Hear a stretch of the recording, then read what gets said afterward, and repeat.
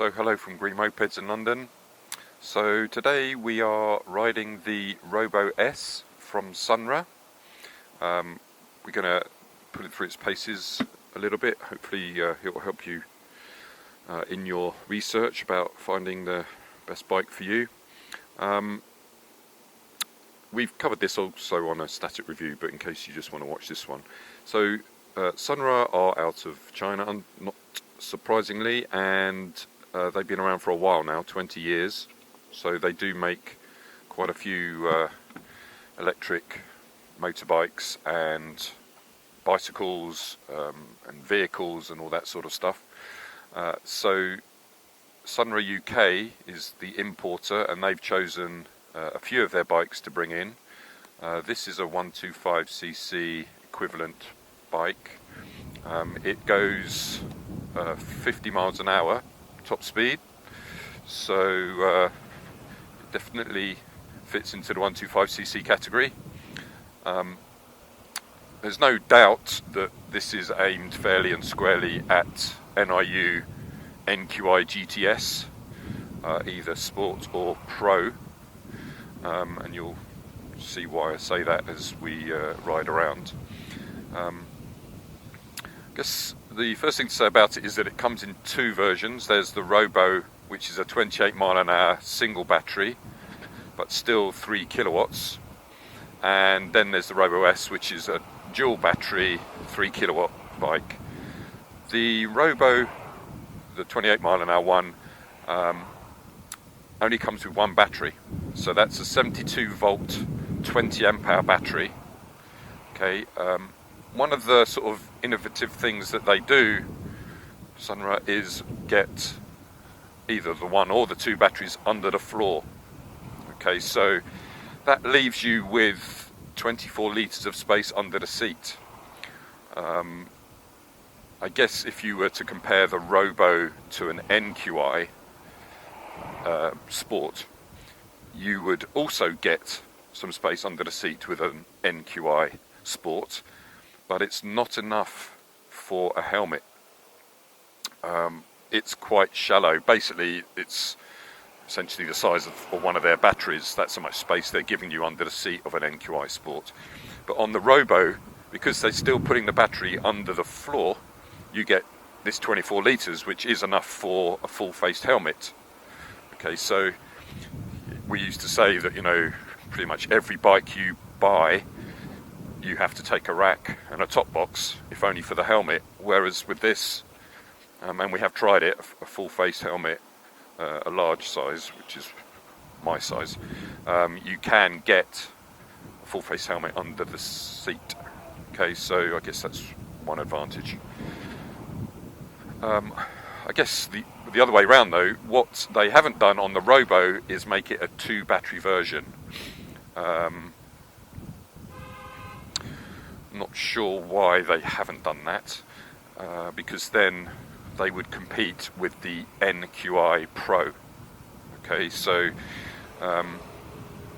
with one battery, either bike does about 40 to 45 miles. Okay, so you're talking about, with the Robo-S, 3 kilowatts, two 72 volt 20 amp hour batteries, you've got a quoted range of, it's 134 kilometers they state, which is about 80 odd miles. So it's, again, basically head to head with an NQiGTS Pro. Okay, the NQiGTS Pro, though, only has 60 volt batteries, whereas this has 72 volt. All of the NQi's have 60 volt batteries. Right, so essentially what you've got is a 3 kilowatt bike. Its top speed is a little bit more than an NQiGTS Sport or Pro, and that's really a function of the higher rated battery. And the range is the same as an NQiGTS Pro, but it's £300 cheaper. Okay, so you could argue, okay, well, it doesn't have Panasonic batteries, but as I've said on other reviews, 2-volt lithium-ion batteries are not new technology. It's just, you know, how many you put into a box, and then that makes your battery pack for your bike. I'm not too concerned about whether the batteries are made in China or Korea or wherever, because, you know, as I said, it's old technology, 2-volt batteries, and they're just joining them up. Okay, so what you've got is the 72 volts does make a difference in how the bike performs. So what we'll do later is a comparison between 0 to 30 and 0 to 40 of an NQiGTS Pro, that was. So we did this review of when it was still called an NGT, of their 0 to 30, 0 to 40 and top speed, and we'll do the same on this and just compare. But I can already sense that this one should be quicker. So I'm just also going to take up our sort of favourite hill to show you if the speed is affected. Often on the lower rated bikes, so the 1200, 1300 watt bikes, you do notice that when you're going up hills that the bike loses a couple of miles an hour. This is 3 kilowatts, so that's 4 horsepower. Again, as is the NQiGTS Sport. I would hope that with 4 horsepower, going up the hill, Nightingale Lane, shouldn't really affect it. The other thing to say, actually, is that the way that they've set this bike up, normally on Chinese bikes, your mode 1 is often worthless, or pointless rather, because they only go to, you know, 10, 15 miles an hour. On this one, the way it's set up is that in mode 1, which is what we're in now, we can get over 30. Okay, so while you're in town, you could literally just stay on mode 1 all the time and don't have to worry about changing up or changing down. Okay, because it says it gets you to about 32, which is probably about 30 by the time you sort of make it an accurate reading. Okay, so you don't need to bother about mode 2 and mode 3 unless you want to go 50 miles an hour. Okay, so lots of people do say, when in fact someone said to us only the other day, if only they could rejig the speed top speeds per mode, so that, you know, one could be sort of useful, maybe 20 miles an hour, so that's a 20 mile an hour speed limit. You could just set it to 1 and whiz around there. Mode 2, if you get it to say 28 to 30, then you could just use that around town. And then mode 3 could be whatever it happens to be. But on this bike, it's possibly by accident rather than design, mode 1 will get you just over 30. So that's the mode you could keep to. Okay, so this is our sort of test case of hills. This is I think 1 in 7. Okay, so we're just going into the bottom of it, and as you can see, unlike some of the smaller bikes, we're actually accelerating. Okay, so this is more than capable, and we're still in mode 1 obviously, this is more than capable of dealing with these hills. As you can see, there's a guy having to push his push bike, but here I have no trouble. Okay, so if I just show you the look back down the hill from the top, so you can see it is quite steep. Okay, so no trouble there. We'll head back through Richmond and then we'll get onto the A316, and then you can see how well it performs on that. So some of the things about the bike. So it's got this Fingerprint Reader. SunRa do provide an app, but it's not tracking and checking like NIU or Super Socco or Ascol do. I guess they could do that. I presume that means that they would have to fit a GPS unit into it, because currently it doesn't. Obviously you could get an aftermarket GPS system, link it to your phone if you wanted to do routing and all that sort of stuff. But currently they do have an app, but it's more for enabling features. And one of the specific features on this bike is that they have a fingerprint reader to start the bike. Okay, so you might be able to see, but there is no key in this bike. The alarm's in my pocket, and once the alarm is deactivated, I actually started it with my finger. So what I did was, you fire up the app, it's connected to the bike, and then you say enable fingerprint, then you swipe your finger over this reader here a couple of times for it to read it, and then it's configured. Okay, so it's quite a good feature. Obviously you would need the key to, you can still start the bike with the key. I mean, it's not totally disabling the bike. If you stole the key, then you would still have the ability to do something. But I guess for convenience, it does help. It also has a reverse gear. We've talked about the sort of usefulness of having a reverse gear before. I mean, this bike does weigh, because it's got 2 batteries, this bike is over 100 kilos, but I still wouldn't necessarily think that manoeuvring it around needs a reverse gear. But anyway, it's provided, so if you wanted to, you could make use of that. It's obviously got an alarm, quite a loud alarm. You have to, for example, when the alarm goes off, you will notice it. Sorry, that's what I meant to say. And often the alarms on these sorts of bikes are fairly sort of quiet, but you would definitely notice this one. Other things to highlight, it has unfortunately no sound on the indicators that will help you. So, you know, as people know who've got NIU, the NIU indicators self-cancel when you do a full left or right turn, or at least over 60 degrees.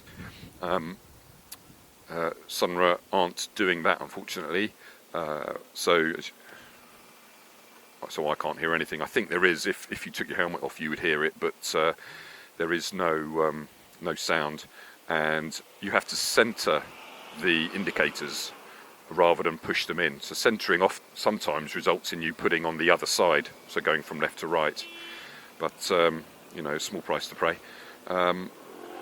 There isn't either a cruise control, which you know, again, not a big deal, but some of the bikes are standardising on cruise control. You've got obviously your USB port, which is underneath the little cubby hole down there, so you can have your phone mounted. It does have a rack. There is a rack available, and then you can add whatever top box you like. So we supply and recommend Shad, because they seem, well, I think they're the best quality, to be honest, and they come in lots and lots of different sizes. On the actual bike itself, so you'll get this from the static review, it does have some running lights across the top here, and I was thinking that if they'd gone to the trouble of doing that, then they could have actually gone to the trouble of putting the main headlight on the actual bike itself, on the handlebars, to give you the ability to have the light following you as you turn. But you know, so like on a Super Socko CUX, the light is mounted here, so when you turn the wheel, handlebars rather, it will actually follow you. Whereas on this bike they've got like a little strip light there, but the main light itself is like on an NIU, it's actually on the body. Again, a small thing, but just something to highlight.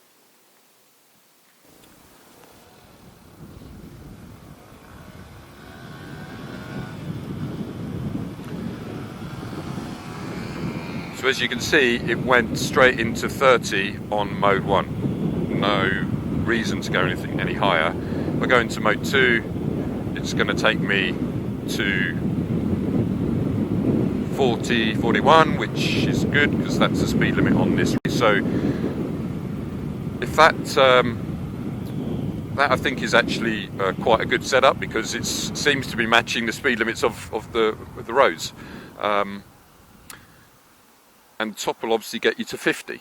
So you know, you can almost use these based upon the sort of roads that you're riding around. As I said, it's probably not by design, because they typically set these things up based upon kilometers for one. So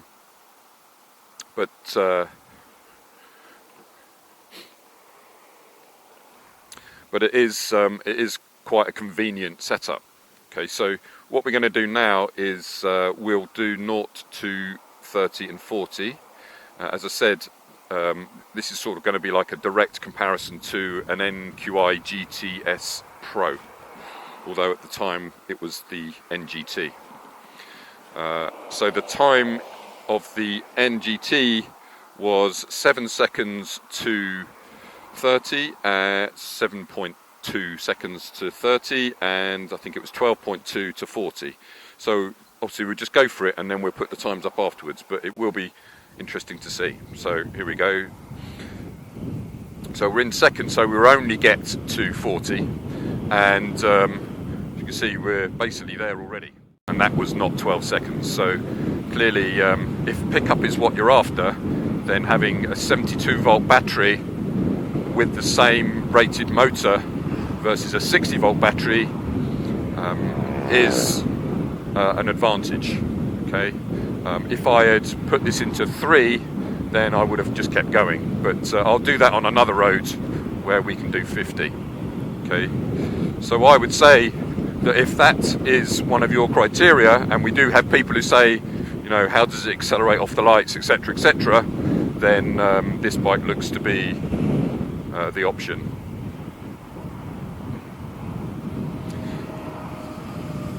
So just to come back again on about the prices, so the Robo, the standard Robo, which should perform pretty much the same, because it is, you know, still 72 volts, still 3 kilowatts, so it's making it one of the more powerful 28 mile an hour bikes. That is 2,799. So that is basically the price of a little bit. Well, it's a little bit more than an NQi Sport, so £200 or £300 more. But it's also about the same price as an Ascol with 2 batteries with a 2.7 kilowatt motor. Okay, so I think the pricing is pretty smart. Also, of course, that is the price after the OLEV grant, because it is on, sorry, the OZEV grant, because it is on the OZEV scheme. So you get a 3-year warranty on the batteries and a 2-year warranty on the bike. This version, the Robo, is 3,299. So that's a little bit more than an NQiGTS Sport, but it goes further. And it's £300 less than an NQiGTS Pro, and this one goes faster and accelerates more quickly. Okay. So as you can see, you know, I'm keeping up with traffic. This is a 40-mile zone. No, I wasn't, you know, left behind when everyone else sort of took off from the lights. You know, it's pretty effortless. Obviously, it's silent because of the hub motor. I guess one thing that they are still trying to work out is a windscreen. As yet, you only get this little deflector, again, essentially the same as an NIU. But there will be at some point a windscreen if you're thinking about buffeting and all that sort of stuff. It only comes in black and white. No stripes, although of course you could add them. So what we'll do is we'll just go to a place where we can do a 0 to 50 and see how that goes on this bike. And then that should hopefully help you. While we're doing that, so charging, obviously that's one of the other main concerns that people have. So the 2 batteries are under the seat, and there is a charging point between my legs. And obviously if you use the charger to that charging point, then you're going to get a 4 to 5 hour charging time.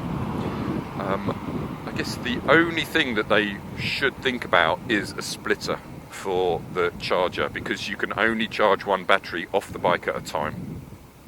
Okay, so you could buy a second charger, it's a couple of £100, but ideally they would come out with a splitter, just like an NIU does with its splitter box, so you can actually have both of the batteries charged at the same time. That is one slight drawback, I guess, but the charging time is pretty quick. It's an 8 amp charger. Okay.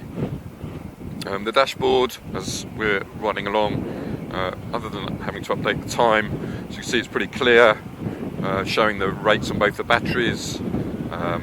We've basically, this wasn't fully charged when we set off. I think it was about 93% or something like that. And so far we've done, and this was basically brand new, we hadn't ridden it before, so we've done about 5 miles, probably for 15%. We always say don't extrapolate when you try and work out real life range, but at the moment it's saying we've done 15% for 5 miles. Okay, so definitely don't extrapolate, else that will give you something like 35 mile total range. Anyway, we will, as we get to know this bike more, we will be able to make a more sort of precise judgment on the range, but normally we say knock off 10 to 20% from what anybody says, and you shouldn't be too far wrong. Okay, so we're now at our usual test spot for 0 to top. We're going to just see how fast it goes and how long it takes to get there, and we'll put the times up afterwards. While I'm here, one of the things I will highlight is the mode button, so this one down here. It is sequential, as in it will go 1 2 3 1 2 3. You cannot go down. Okay, so if you want to go from 2 to 1, you have to go 3 1. Not a big deal, but I think that's probably the first bike we do that does that. I mean, other bikes do it. The Electrica from Piaggio, they do that as well, but I guess it's just something to remember, that if you want to go from 2 to 1 or 3 to 2, you have to go through the whole setup. Okay, but other than that, it's fine. Okay, so let's go see just how quickly we get there. So that's 30, so we're in 3 now, we're not going to go through the gears. 40, let's see if we keep going. 45, 46, 47. In fact, we're going too fast to catch up with this car. So I guess that proves that we can get to 48. I doubt it's going to go much over 48 anyway. But I would say, compared to an NQiGT Pro, that was quicker. If you look at our speed test for the GT, it becomes a bit of a drag to get to 47 on the GT Pro. Okay, and as you saw there, we did get there fairly easily. In fact, we probably would have got there quicker if we didn't have to ease off a bit for this car in front of us. So hopefully that gives you some idea of what it can do. As I said, we'll put the times up underneath the video after we upload it. So in summary then, I guess if you were to look at it from purely a monetary perspective, I would say you're getting a bike for £300 less, albeit they should have a splitter or a second charger. It's certainly more responsive than an NQiGTS Pro. You can just feel it. Okay, the modes are, albeit accidentally, but the modes fit our speed limits pretty well. So 32 in 1, 42 in 2, I mean that's sort of perfect if you're cruising around in these different zones. Oh, as you can see here, I was at 50 for a second then. I guess if there are negatives, it would be that, like an NQi, because the batteries are under the floor, your legs are fairly high up. You're stepping up quite high to get onto the floor pan. Doesn't mean it makes it unrideable. It just means that your legs are quite high up, which means that in theory they could be at risk of touching the handlebars, but that's the way it is with bikes that have batteries under the floor. Okay, it doesn't have an app, but not in terms of tracking and tracing. And checking rather.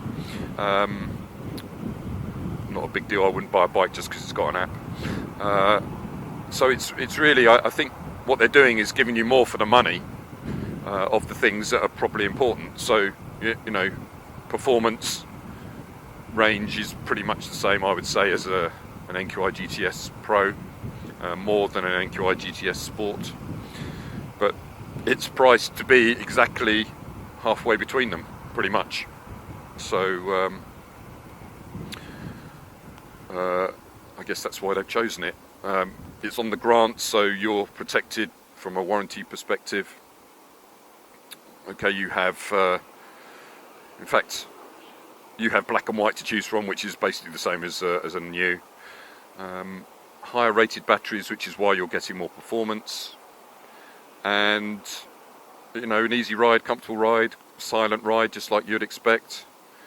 So all in all, if you are looking at an NQiGTS either version, then you should certainly compare this one, because it looks similar. It's got better performance but for less money, and that's usually a good thing.